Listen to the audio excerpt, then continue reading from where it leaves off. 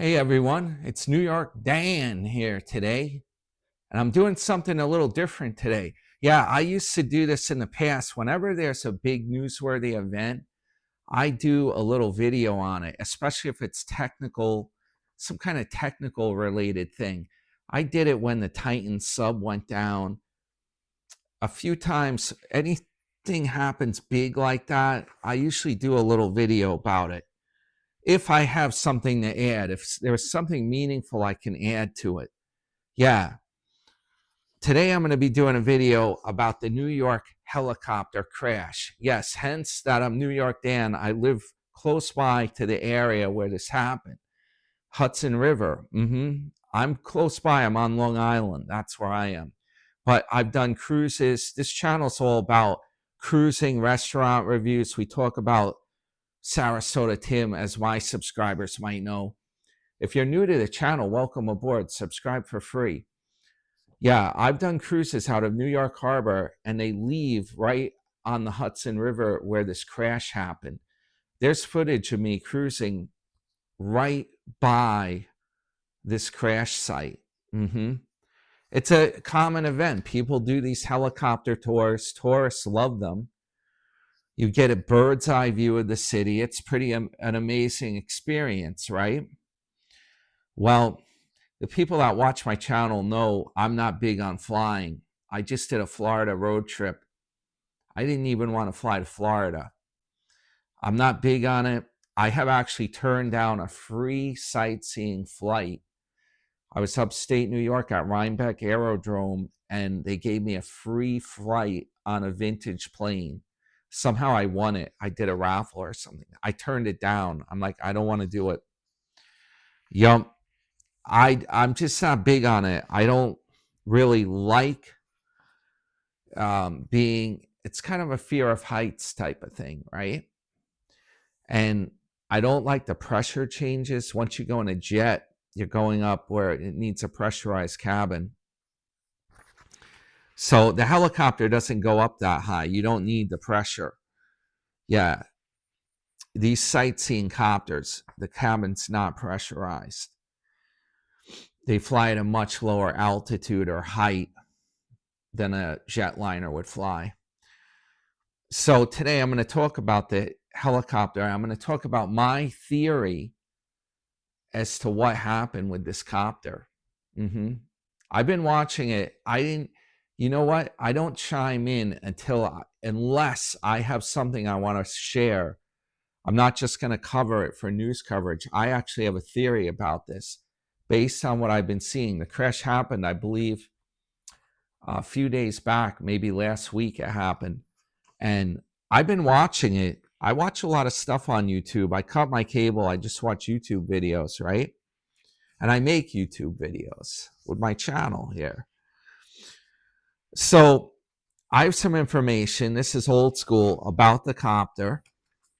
And I'm going to show you a footage of the actual helicopter crash that I slowed way down so we can really see what happened. Yeah, I'm going to explain my theory. Before we play the footage, I'm going to go over what I think led to this cause. Just to give you a little background on this, I'm not going to read this whole thing. I'm going to give you just the information that you want. I don't like these channels that do all this, I call it kind of like BS, you know, a lot of the news channels.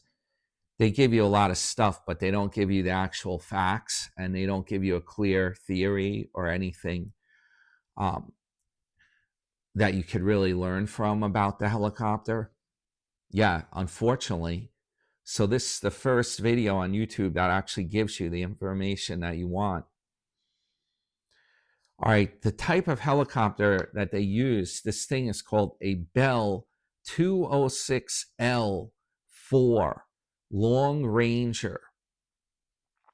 It is a light single-engine turbine helicopter that is a further evolution of the stretched Bell 206 Jet Ranger. Now, this helicopter offers enhanced power, spacious interior, and improved reliability. Okay, it typically seats one pilot and up to 6 passengers. So when you do these flights, these sightseeing flights, it's not like in a regular jetliner where you have a crew. No, there's one guy flying the jet, flying the helicopter. And it is jet powered, by the way. When they say turbine, that is essentially a jet engine that uses, it's called a power turbine. It has extra blades in it with a shaft coming out that you can harness that jet propulsion thrust. Yeah, it turns a turbine blade system, has a shaft coming out. It goes into a transmission. The transmission is needed because that turbine turns out very high RPMs. I believe around 50 to 100,000 RPM. And you need to lower down that RPM. By the way, RPM's revolutions per minute. You need to lower that down to a usable amount. And to turn a large helicopter rotor, that's really needs what's called a gear reduction. Reduces the speed. So there's a transmission on this helicopter that lowers that revolutions per minute down, and it also provides another output which turns that rear helicopter rotor, the blade on the back of the helicopter, the tail rotor, that's what they call it. And that enables you to stop the helicopter from just spinning in a circle. That's all that tail rotor and the boom do. They stabilize the helicopter for straight flight. Otherwise, the main rotor would just spin the copter fuselage around. And that, I believe that's what happened when we had a problem with this flight, and it's called that tail rotor. It's on a boom, and they call it a boom collision. When the main rotor, one of the blades or two of them, hit that boom, those blades can flex. I'm going to talk about this next, but I have a whole theory as to why this happened, and it's not just about that boom being hit. I have seen videos. I watched a bunch of them on here over the last few days. I have seen videos talking about that, the tail rotor boom being hit by the main rotor. But like I said, there's more to it. So you have a gear reduction transmission in there, and I believe it even spins that tail rotor at a different speed. That probably spins at a higher speed than the main rotor. The main rotor is pretty large, and you can't have, due to centrifugal force, you can't spin it up that fast. And there's a lot of wind resistance. The blades of the main rotor are almost like the wings, essentially, of a regular airplane. They're so large, and when they're spinning, they're providing the helicopter with a lot of lift. And there's also a complicated mechanism that can actually change the pitch of those main rotor blades.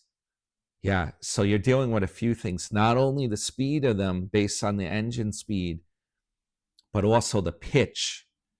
And there's a system that keeps the speed of the rotor from over revving, so to speak. It governs the speed, and it uses pitch to give you more lift, more or less lift.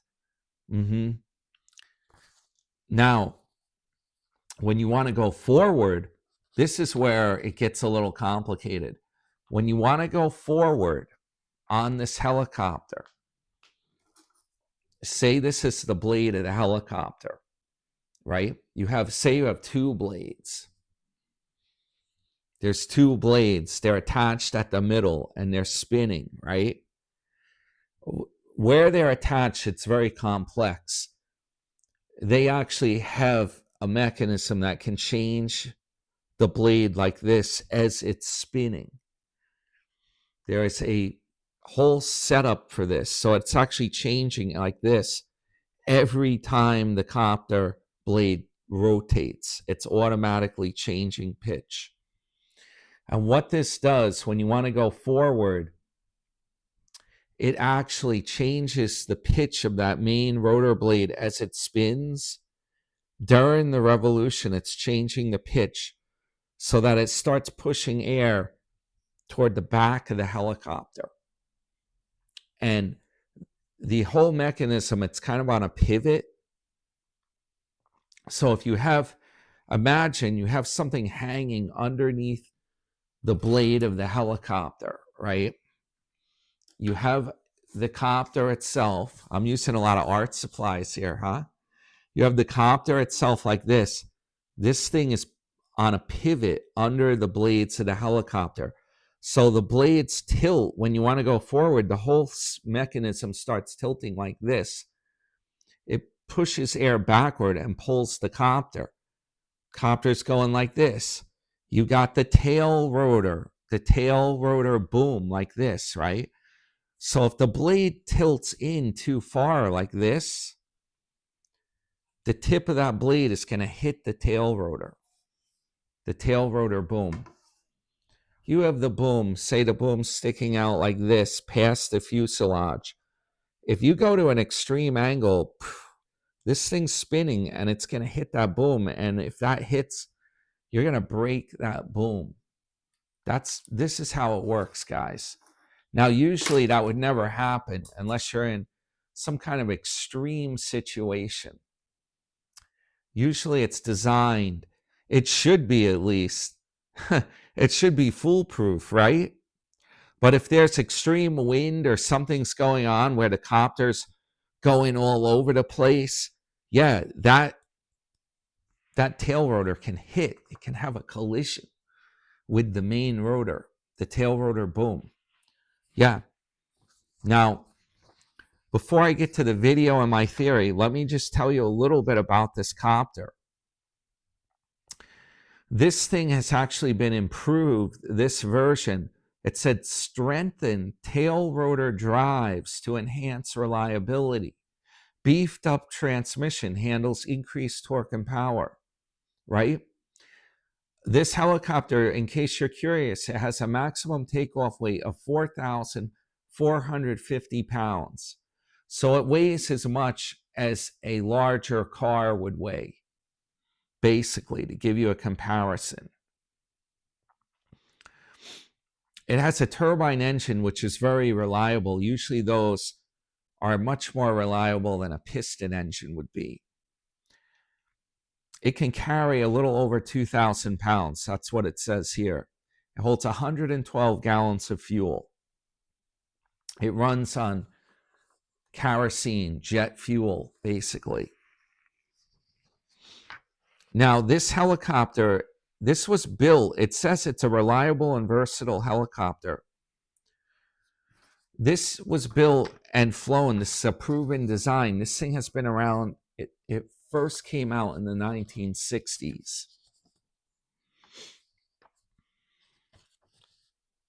Now, I printed out a story here, which I'll read some of the story afterwards in case people are interested in it. It's about what happened, and this story actually got off CNN. I printed it. I'll read that next, but let me get to my theory, because I don't want to make this video one of these stupid things where you got to watch and watch and it doesn't get to the point. Yeah. Now, what I'm going to do here, I'm going to insert the clip of the copter flying at 0.25 speed, the best footage that has come out so far. Oh, it goes behind a building, but we can see most of what happens. When it comes past the building, it's still flying decently. I was looking at that tail rotor. I was seeing if there are any changes in the pitch of that tail rotor boom as it was flying. And I'll tell you the truth, guys, it's pretty smooth. Nothing crazy was going on. It was flying good until it wasn't flying good. Or flying well, as they say.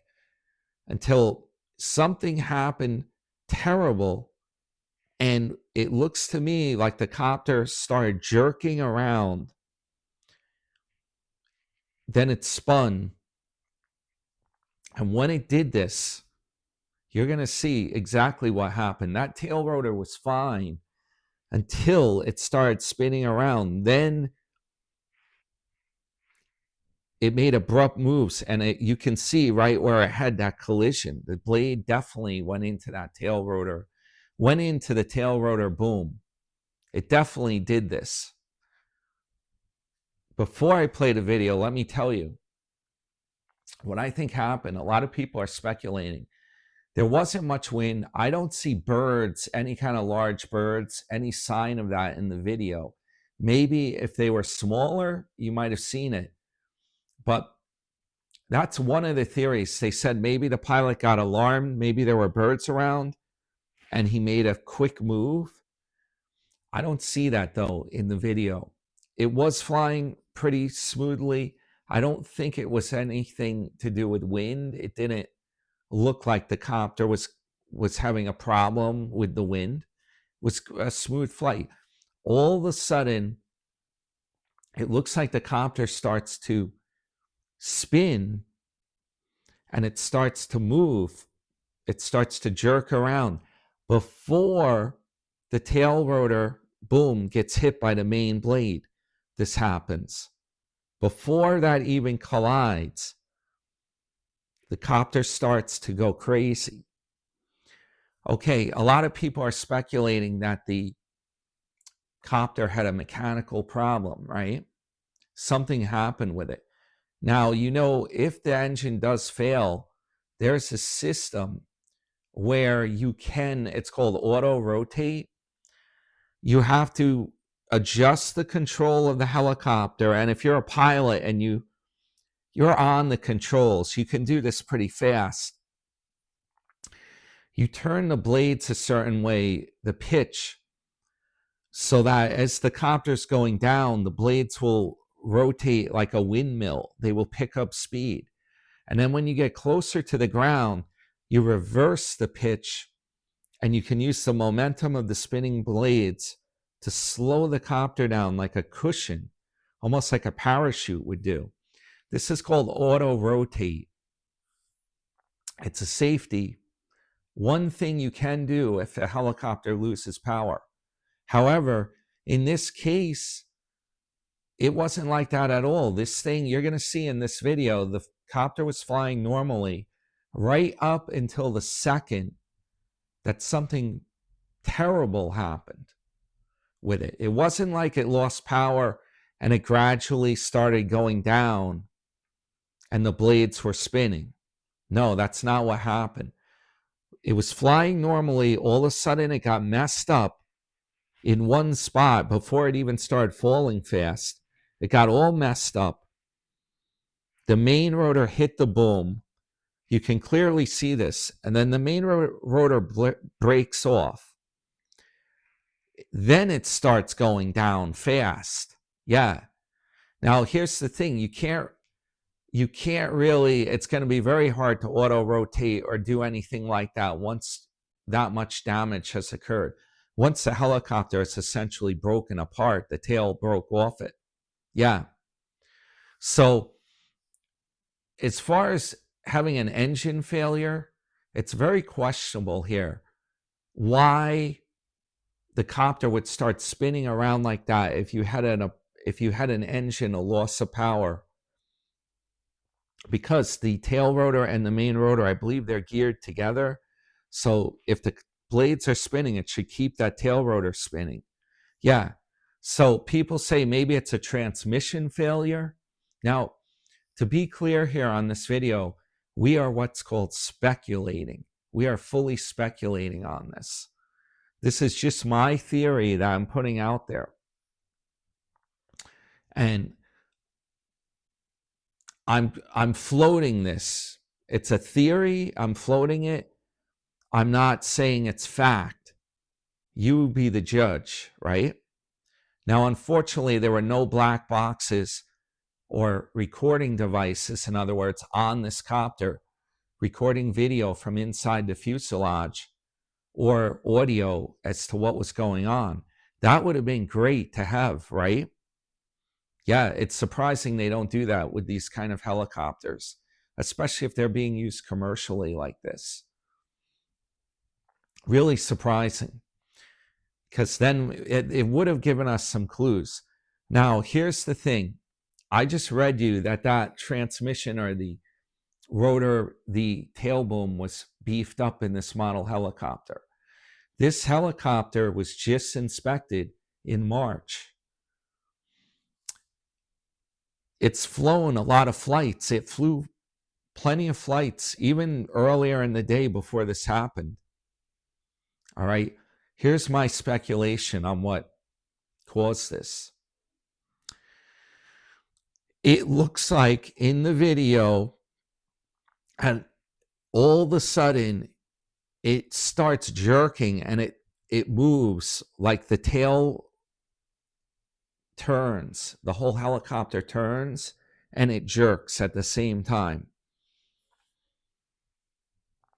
I am seriously thinking that the pilot, keep in mind there's only one pilot on board.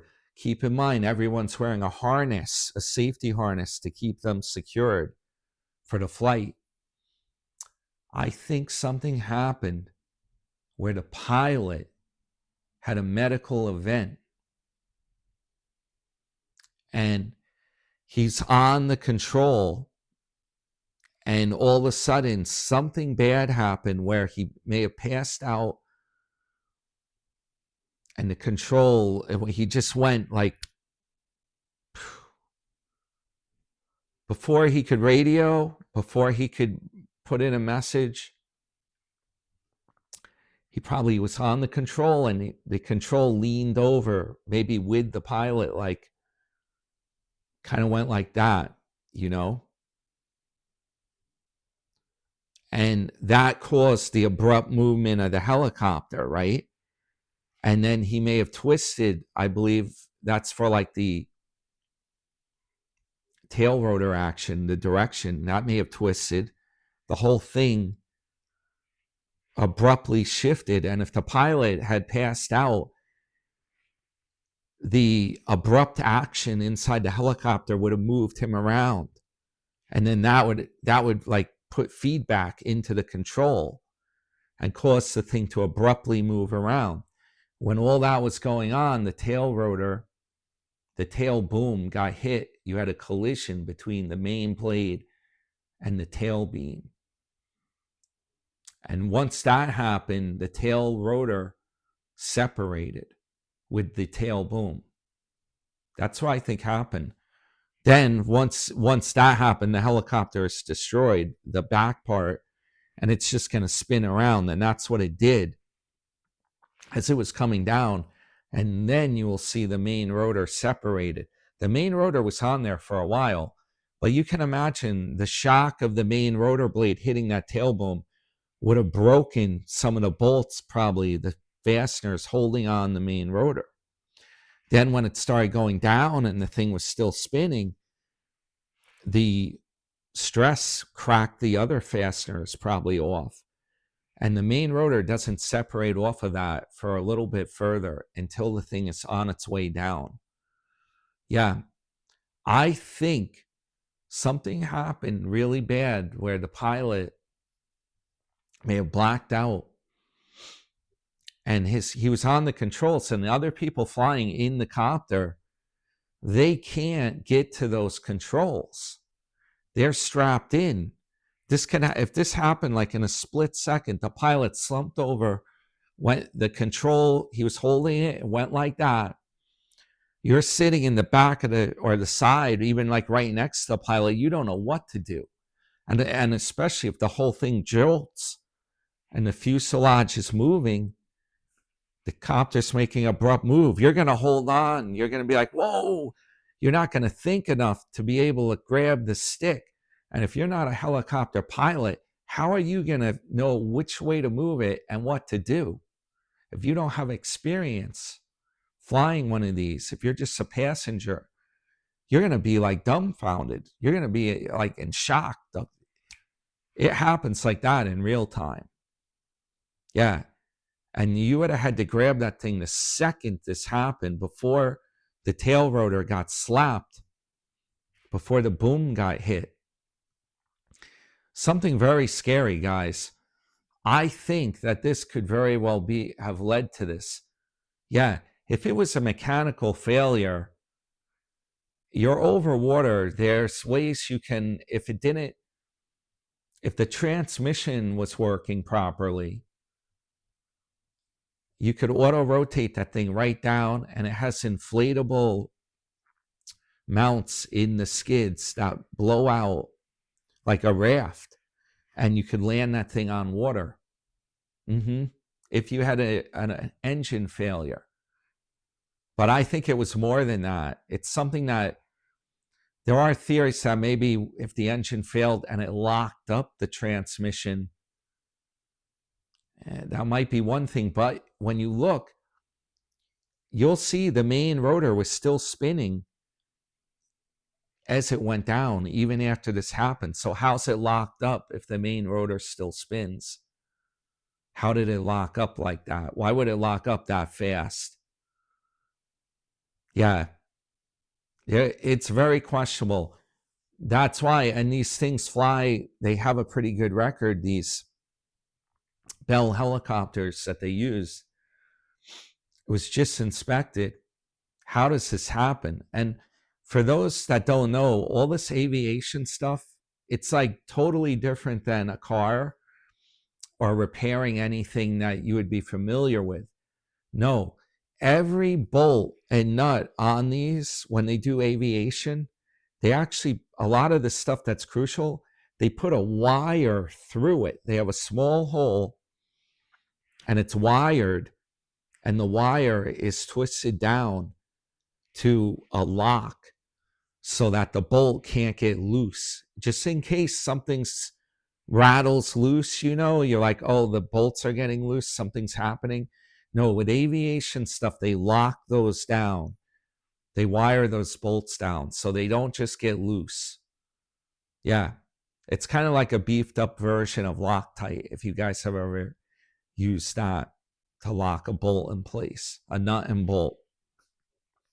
So I don't think that's what happened. I think it seemed to be okay right until the point that it lost control. You're going to see in the video clip. I'm going to put the video clip in here, and then I'll tell you a little bit more about some of the details of the accident. Try to keep it to the point. Yeah, so I think that's what happened. There was a medical event, and the passengers couldn't, there wasn't enough time. They weren't in a position where they could just take over the flight of the helicopter. Yeah, something extreme happened where the guy, if you passed out and you're holding that thing, you might just go like, phew, phew. And if you move the stick abruptly, that helicopter is gonna freak out. Yeah. Now, guys, if you know better than me, if you're an aviation expert, leave in the comment. My comments are open. Leave in the comments what you think. Are there computer controls on these copters that would prevent it? If you made an abrupt move like that, would it prevent it from actually responding that abruptly? Is there like a safety system where it wouldn't let that rotor get near enough to the tail boom to have a collision? Is it computerized like that? That's another question, another valid question that might explain some of this. But if it did respond abruptly as you move that stick, this is probably a plausible theory that you could, in fact, cause that rotor to hit the tail. Once the tail broke off, the thing's really out of control because it will just spin around. Yeah, so very scary event, tragic event here, right over the Hudson. Unbelievable, guys. All right, let's look at this video footage. And now that I've explained this stuff, you'll be able to understand it better when you watch it. Think about my theory when you watch the video footage. I'm going to put it in right here. So guys, before we get to this video, which I'm going to put the clip right here, just do me a favor and hit the thumbs up. This is to promote this theory so that more people can see it They can add to the comments. We may get some experts commenting on this and get the conversation going. Hit the thumbs up button. It's absolutely free. And you can also subscribe to the channel for free. You can go back, or later on, if you hit my face, it will bring the channel up. You can see what it's about. All right, guys, let's go check out this footage. All right, guys, I'm giving you a very zoomed in view of this footage.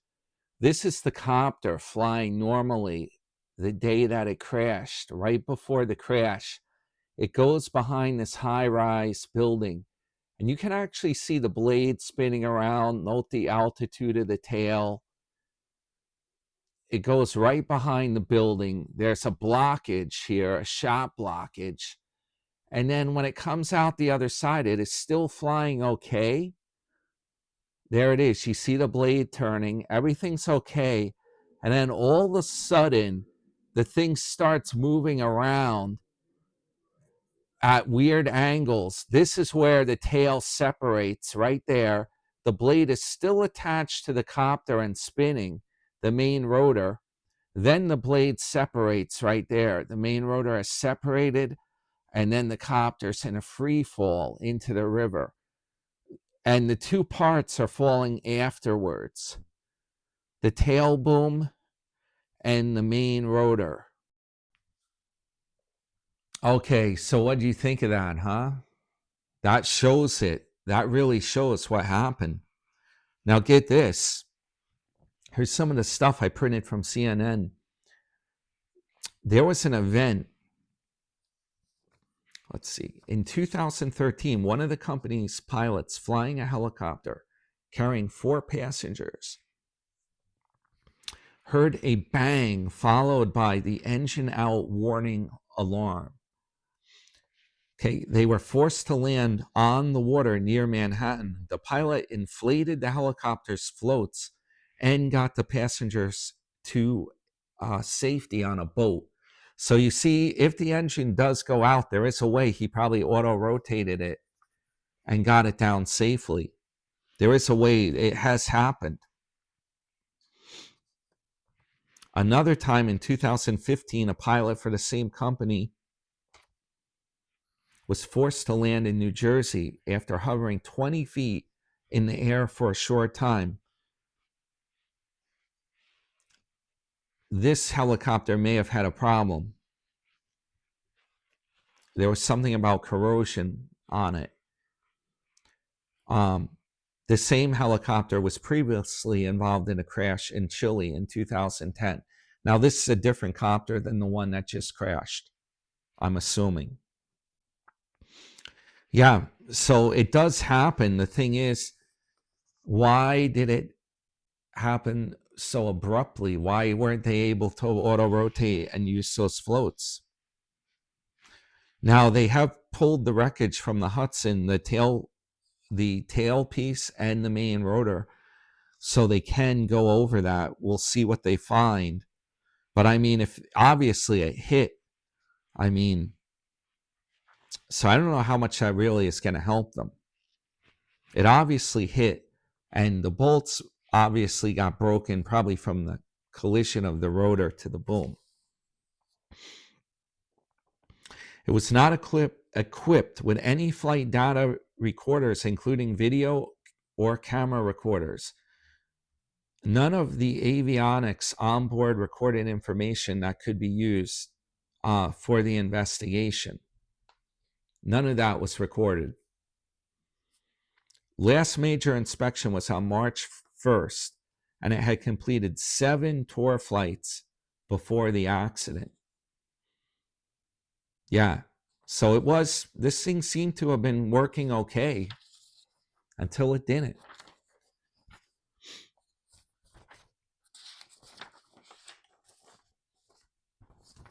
Their article goes on about the company grounded the flights at first, and then they said, no, we're not going to ground the rest of the flights. Then it's political stuff. Then a senator from New York urged authorities to ground the flights again. You know, these flights go on every day, and most of them seem to be fine. But I guess maybe it would be a good idea maybe to do a thorough inspection of the rest of their helicopters, just like this model, just to make sure nothing mechanical is going on before you resume flights. That's common sense. That would be the best way to do it.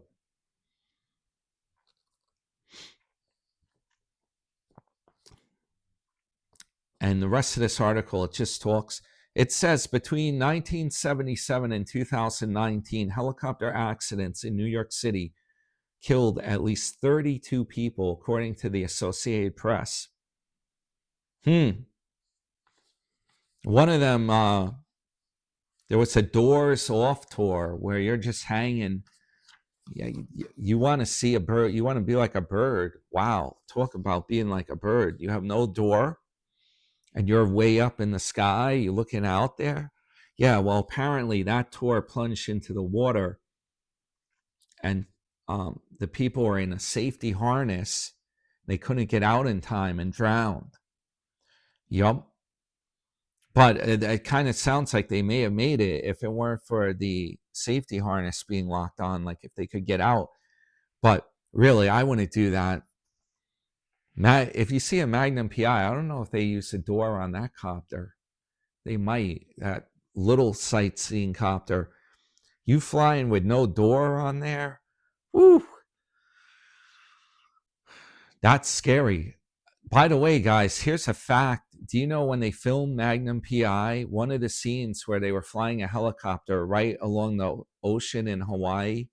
Yeah, when they were first doing it, one of those copters did, in fact, it caught part of a wave. It got a little too close, and the whole copter got caught in the water as it was going along, kind of went into the water or whatever, and the pilot was killed.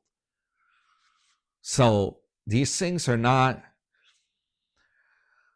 they're not as safe as one might imagine. Yeah, they covered that part up, or they didn't publicize it when they did the show Magnum PI. It was kind of swept under the rug back in the day. I saw a YouTube video about it. I believe that's where I saw it. Yeah, one of the copters went down before before they figured out how to film everything correctly. They were cutting it a little too close. So, bad event, guys.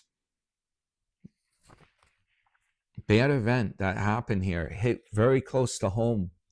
Just wanted to float my theory. I really think that it may have been something happened medically, and the copter, the controls went over. What do you think, guys? Let me know. I want to hear from the experts out there. What do you think of this speculative theory? What do you think about it? Leave in the comments. And hey, we'll see what happens here. If they can figure out more stuff.